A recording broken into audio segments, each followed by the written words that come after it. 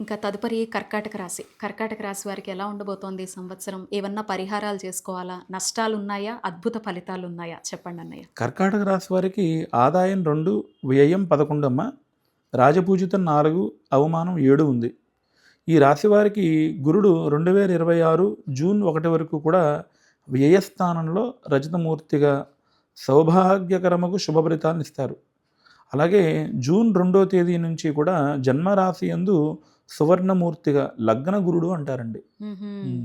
అంటే జూన్ 2వ తేదీ నుంచి కూడా గురుగ్రహం యొక్క ప్రభావం కనిపిస్తోంది కాబట్టి గురుడు జూన్ 1వ తేదీ రాత్రి 1:56 ఆయన మిథున రాశిలోంచి కర్కాటక రాశిలోకి ప్రవేశిస్తున్నారు. హ్మ్.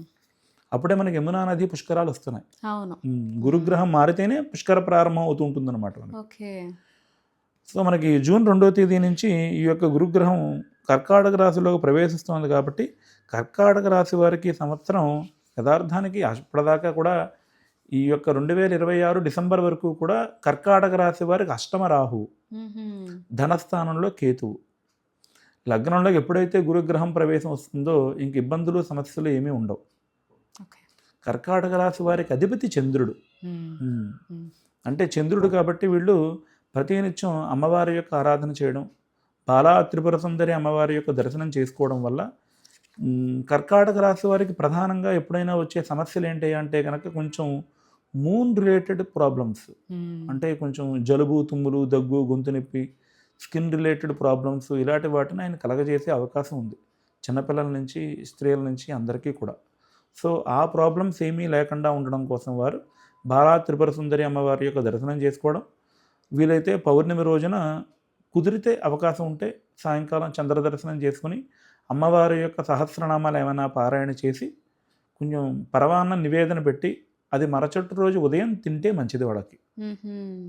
ఓకే. ఈ రాశిలో స్త్రీలకి ఎలా ఉంటుందండి కర్కాటకం? బాగుందమ్మా.